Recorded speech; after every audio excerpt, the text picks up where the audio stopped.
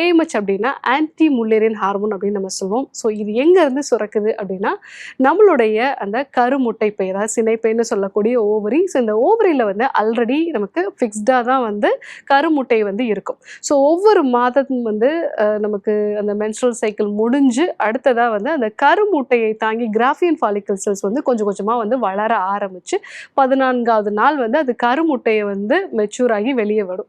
So அந்த ஒரு 14 நாட்களில் வந்து இந்த கருமுட்டை வளர ஆரம்பிக்கும் போது அதனுடைய அந்த வெளிப்பகுதியிலிருந்து சுரக்கக்கூடியது தான் வந்து இந்த ஆன்டி முல்லேரியன் ஹார்மோன் அப்படிங்கிறது.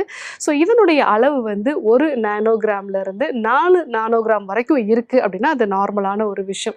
ஸோ 1க்கு கீழே இருக்குது, முக்கியமாக வந்து 0.7லேருந்து 0.9 நானோகிராம் வரைக்கும் இருக்குது அப்படின்னா வந்து அது கம்மியாக இருக்குது. ஆனாலும் நம்ம உணவு முறை மாற்றங்கள் மூலமாக வந்து அதை இன்னும் கொஞ்சம் அதிகப்படுத்தலாம் அப்படிங்கிற ஒரு அர்த்தம். கருப்பு கொண்டைக்கடலை வந்து நம்ம நிறைய எடுத்துக்கலாம். கருப்பு உளுந்து, ஸோ இந்த கருப்பு உளுந்துமே வந்து அதிகப்படியான புரோட்டீன் இருக்குது. அதே மாதிரி பச்சைப்பயிறு. ஸோ இந்த பச்சைப்பயிறு வந்து முளைக்கட்ட வச்சோ இல்லை வந்து அதை வந்து ஊற வச்சோ இல்லை வந்து நம்ம வேக வச்சோ வந்து சுண்டல் மாதிரி எடுத்துக்கும் போது ஸோ அதுவும் வந்து நல்ல புரோட்டீனும் வந்து நமக்கு கிடைக்கும். ஸோ அடுத்தது அசைவ உணவுகளில் வந்து நாட்டுக்கோழி முட்டை, அதே மாதிரி வந்து மத்தி மீன், சூறை மீன் இதெல்லாமே வந்து நம்ம எடுத்துக்கலாம். ஏன்னா இதில் வந்து ஒமேகா 3 ஃபேட்டி ஆசிட்ஸ் வந்து அதிகமாக இருக்குது. அதே மாதிரி ஜிங்க் சத்தும் வந்து அதிகமாக இருக்குது. ஸோ அடுத்தது பழங்களை பொறுத்த வரைக்கும் நம்ம மாதுளை வந்து ரெகுலராக வந்து எடுத்துக்கலாம். ஸோ அதே மாதிரி நாவல் பழம் வந்து எடுத்துக்கலாம்.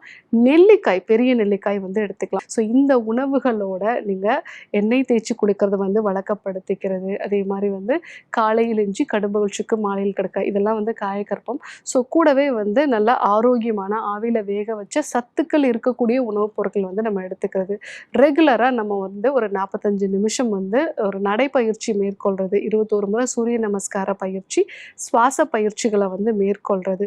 அதே மாதிரி நம்ம எண்ணங்களையும் வந்து முறைப்படுத்துறது, நிறைய பாசிட்டிவான எண்ணங்களை வந்து கொண்டு வருது. இந்த மாதிரியான ஒரு நடைமுறையை நம்ம ஃபாலோ பண்ணோம் அப்படின்னா ஏஎம்ஹெச்சோட அளவை கண்டிப்பாக நம்ம வந்து இம்ப்ரூவ் பண்ணிக்கலாம்.